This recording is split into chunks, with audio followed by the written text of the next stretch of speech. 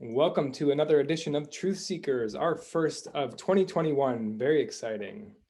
Kind of shake the cobwebs here of the food coma, maybe, some drink coma, a little bit of alcohol over the holidays. We're getting back into the swing of things here. January 2021.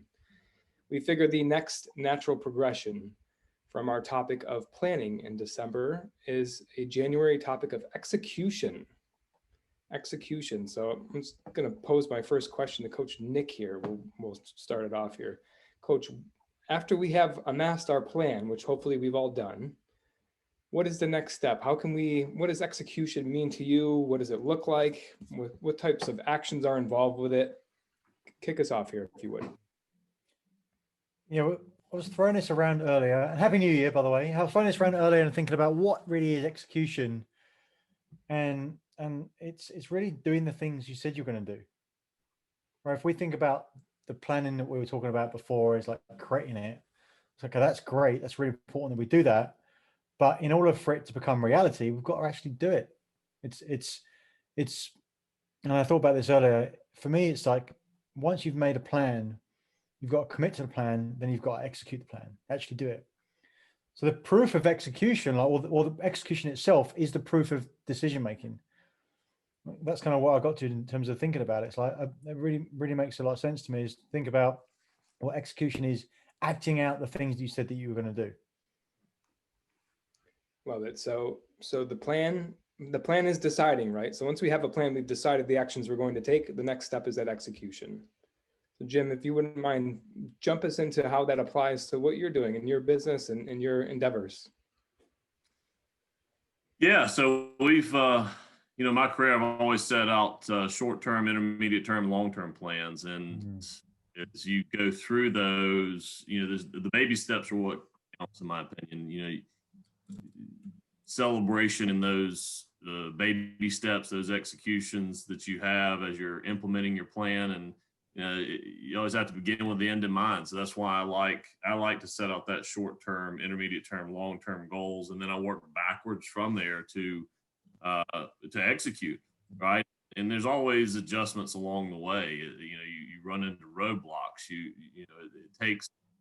It takes a lot of discipline. There's a lot of failure, frankly. So it's as a planner, that's execution is a key piece in planning and goal setting. And, I think the discipline of the execution is key as well. And knowing how to adjust for those roadblocks that we all are going to hit in any plan. You can have the most well laid out plan, and you're going to run into some roadblocks with it. And so you need to be able to adjust and adapt and overcome those roadblocks.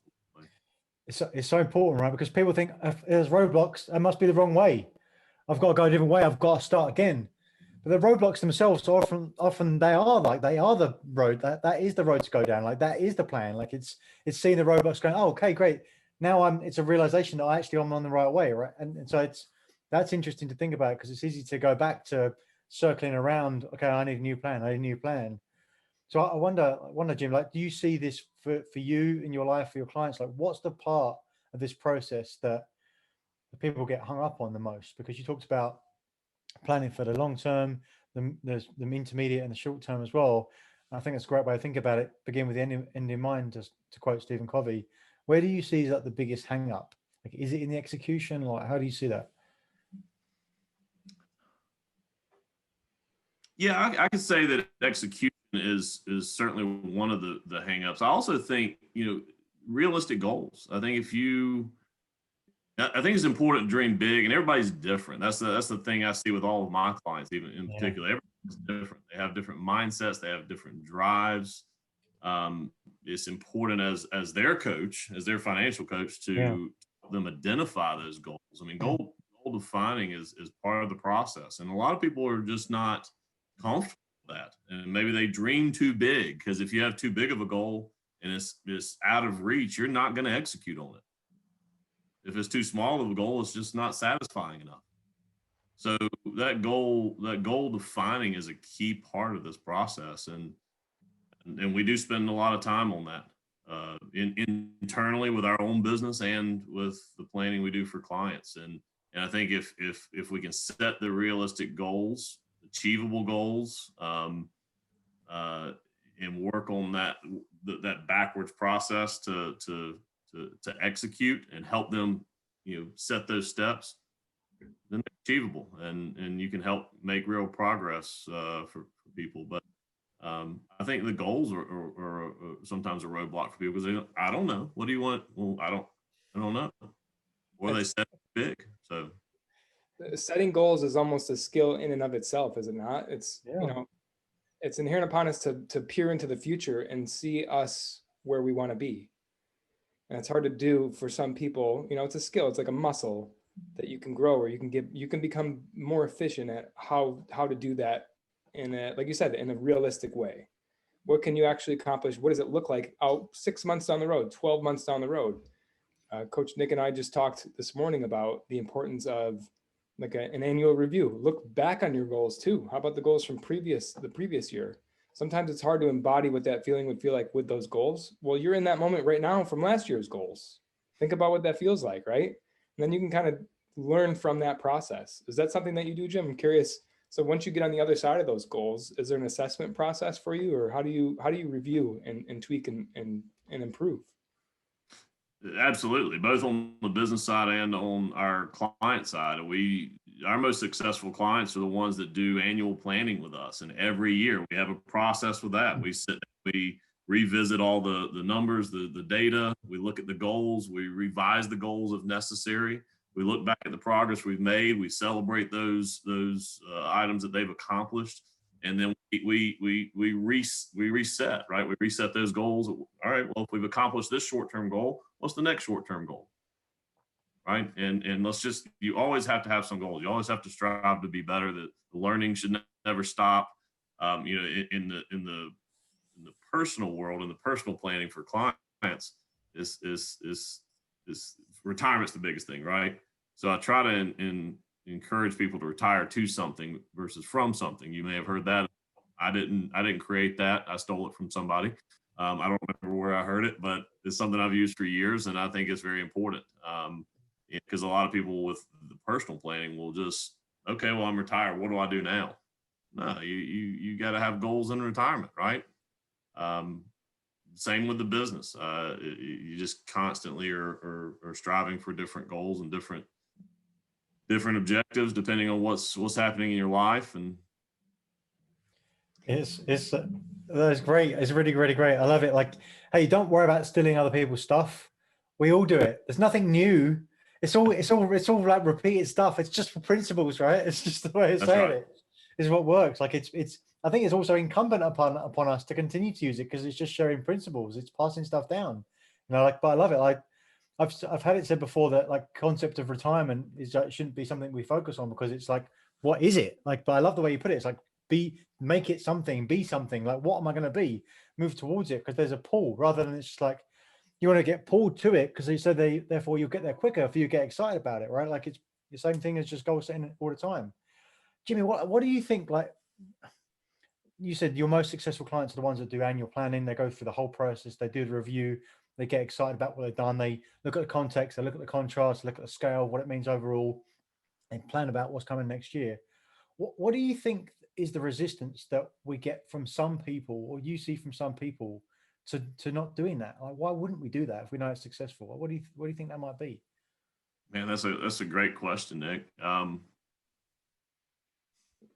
don't know if it's internal drive. I struggle with that even with our clients. One of the things I spend a lot of time on is goals and trying to help people understand what those goals are. And we talk a lot about that with our clients. And every one of our clients know we do planning, right? When we strive to create a plan for people, and we need to strive for, people want to invest, right? What do I do with my money, Jim? Well, I'm a goals-based investor. Right? I mean, investing in investments are commodities these days. But if we can invest to something, right? What are we investing for? And I don't know, to be honest with you, it's a difficult question to answer for me, Nick, because I struggle with that in my own business. Of we talk to clients about this, we help them understand and try to get them to understand the importance of goals, and some of them just say, no, I'm okay. I think I'm good. I'm happy with where I am, and that's okay. I mean, it's not for me to push them to want to do anything different. I'm here to help answer questions and make their lives better through knowledge and information. But I don't have a good answer to that. I don't think, Nick. I don't know why people choose not to plan more. Yeah. What are your thoughts, Coach? I just got the vision of like walking into a candy shop and every piece of candy ever created is in this shop and I have to pick one. It's like, well, I don't even know where to start. I kind of liken that to creating goals. Like, well, I could pick anything I want. I could have any goal that I want. And I think the answer to your question lies somewhere in between anything is possible. And then like Jim says, know the person. Like it's going to be different for everybody. Well, what do you like? Are you a gumdrop person? Do you like Raisinets? Do you like bubble gum? Like what, if you're true to yourself, what would be nice to have? And I think only that specific person can answer that. But sometimes it's about asking the right questions to kind of shake loose some of those ideas. Because I think also in that is this FOMO, this fear of missing out. If I choose the Raisinets, I can't have the gumdrops, can I? Oh, well, maybe I can have both. Maybe those both can be goals. So just, shaking loose what's possible sometimes is the catalyst to get it going. Yeah. And I guess to tie this back, a great point. I think the kid in the candy shop is really cool. I like an adult at a bar, to use that analogy as well. That also works. Oh, can I have all the drinks I want? What, all of them? Well, no, you can't have all of them. You'll die. But like, you pick one that you want, but you've got to pick one. Because if you don't pick one, you're not going to get anything. Like, there's going to be no results, right? So to tie this back to execution, I think about it and what we do, and I wonder if this applies to you at all, Jimmy, and like maybe in your personal life, perhaps in your clients, like that short, intermediate, and long term, that short term part is always so important when it comes to working with clients, especially when we're starting out, because it's proving to them that they can do it. And if we think long term, like we know because, and Jimmy, you do it in a different way that we do it, but it's the same real concept. Is look, anything's possible. We've just got to play the long game. We tend to always overestimate what we can get done in the short term, but underestimate what we can get done in the long term. We know anything's possible. Human potential is pretty much limitless. Let's just play it. And we know that because we've seen it, that principle being acted over and over and over again. But if you're just starting out, that short term is so important because you're building that personal integrity. You're building that realization, that identity for yourself that you can do these things. It is possible. It will work for you. And like just starting off with something where you can just think it's so small. And that's why habits are so powerful, right? And so if we were to get into the habit of execution, like Coach, what do you think about that? Like what's a habit of execution look like for you? It's doing something regularly, even if you don't see the benefit of it right away. It's knowing that it's going to build into something greater, even if you can't. It's like making a list, right? You write something down because at one point it was important enough for you to do. You go back to that list at, later in the day, you know that it's still important to get it done. If not, you wouldn't have written it down.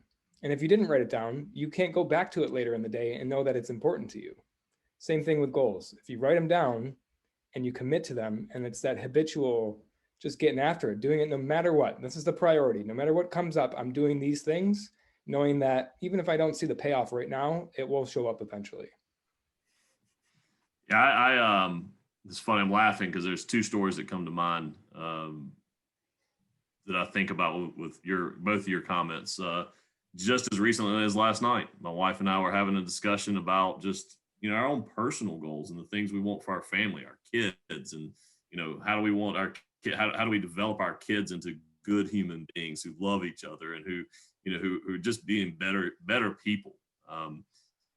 And there's also personal goals in our lives. And I literally we were talking about goal development last night. My wife and I, well, she was listening to me. I don't know if we were having a mutual conversation, but the topic came up because she was overwhelmed. You talking about the candy store there, Coach. She's overwhelmed. She's like, I just don't know. And so, well, one of the things that and this again didn't come up with this myself, but it's something that I've used. I have stickies on my monitor here, but I try to keep it simple. I said, write down your goals. Write down some short-term goals, long-term goals, intermediate goals, and then sort them and look at what's important on each one of those. Let's take the top two or top three. Don't get too overwhelmed. Just maybe even pick the top one in each one. And let's put it on one sticky note and let's put it on your mirror in the bathroom. Because I know your morning routine. That's the first thing you do is go in there and brush your teeth and you stare at the mirror while you're brushing your teeth. Let's look at those goals. And I promise you, you have that goal in front of you every day. You're going to do that goal and it's going to work. And the funny thing, I came home this afternoon in preparation for this call today. And she said, I made that list you told me. She's going to be putting it on the mirror and we're going to work on those goals. Right. And the other thing you talk about execution, which I think is I was laughing at this because I have come from an athletic background. I'm not an athlete anymore, but I've had trainers, I've had coaches over the years, and I was getting ready for my first marathon. Said I want to do that marathon, right? That's that long-term goal. I want to do the marathon. Overwhelmed myself though, right? I'm too big. I've never been a runner. I never ran more than a mile in my life. I'm a sprinter, not a runner. And he's like, you just got to take it one step at a time. I mean, go out and just do, even if you're not ready to run, let's just walk for 30 minutes and then walk for 45 minutes. And then we worked into a plan, and it was interesting. It was like, I didn't look at it as I got to run 26.2 miles. I looked at it as this week, I've got to run my 2 miler, my 3 miler, my 4 miler. I just got to focus on 4 miles. Next week, I'm going to do 5 miles, 6 miles, 7 miles. And it was that week by week, the short-term goals. I've got to do this one thing. And as I built my confidence, talking about, Nick, what you were talking about, it's just, you just got to start off small, and you got to relish in those wins, those small wins, and make sure that you can do that next big step, and you just build upon that to that goal. And ultimately, I ran a marathon, which people look at me and they say, "You what? You don't look like a marathon runner." So it's good. Both good points from both of you. Wow, it's so cool. Like it's just a reminder that you can do whatever you want. Right back to that point. Like you do is set it out, chunk it down, and just get to work. Right. Like there's that. That's why it's so cool to get that balance. Like so important, the balance between the mindset and the action, as we call it, above and below the waterline. Right. The mindset is all I need to do is that 4 miles this week. And the execution is, okay, here's the actual, or the above the waterline, which is about the execution, which is, here's the actual things I need to do this week. And then taking that mindset and doing them, just focusing on that part. And then next week, just focusing on that part. So playing both those areas to get you to move forward, right? If I was to think about what is coaching, just like the easiest way to explain it, it's moving forward faster. That's it. Like that's really what it is. It's putting yourself into a place where you can't help but move forward. And it, like you said, one step at a time. Hey, Jimmy, that's a cliche. I love cliches because they're real. They come from something, comes from somewhere. And it's so important to realize that all of these things we get to leverage, they're all principles in our life that sometimes we ignore or just decide not to see. But let's use them, right? Because we can create massive things. And at that point, to have someone look at you and say, you're not a runner, that's why we do those things, right? Because you become something different. It's not the result that you get of, okay, I've got like a badge or something, like I said, I've done 26.2, but it's how you feel about yourself, the person you become, what you know that you're capable of. And so it's that from that point, it's like, what am I capable of now? Well, if I did that and I didn't think I could at all, what have I built for myself? Like where am I looking out from things now? Like what's the next top of the next big mountain? What mountains can I now see that I couldn't even see before, let alone conceive of getting to the top of, just because I've got there? And that's so powerful to think about, isn't it? It is, and it's really, and this is my own personal experience with the marathon. It's the process was the success. That me running the Marine Corps marathon that day, that was kind of like the victory lap. Right? It wasn't that I was there. I wasn't there competitively, right? I'm not there trying to run a 2.5 hour marathon. I was glad to finish it, but I knew that I could do it, right? It was that process. It was that whole journey of getting those little wins every week. And that I look back on it, and that was the success to me. It wasn't necessarily running that race. That is, like I said, that was the victory lap. And I think of that with any of the goals, right? I mean, you getting to retirement, that's the process. You losing those 10 pounds or whatever, but you did it, right? You had the discipline and the execution to do that. What can you do next? Absolutely. Yeah, wow. I love it. Beautiful. Coach, talk to us about something that really just jumped out at me where Jimmy was sharing that. Absolutely. It's about the process.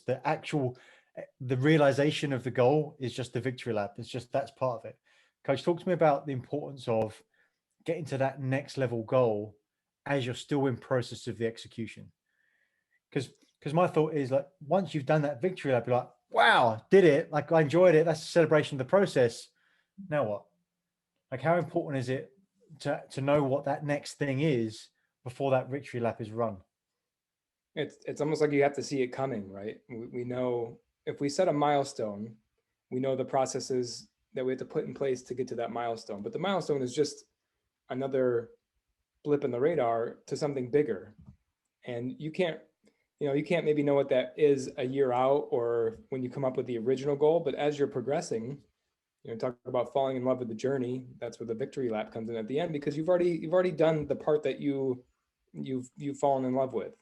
So what new perspective are you gaining in that process that you can continue, keep building up that momentum? Where are you going? What do you have? What can you see? Like you said, from that new peak, that new position, the possibilities are even greater. It's almost like you got to the second level of the candy store. There's more candy up here. What?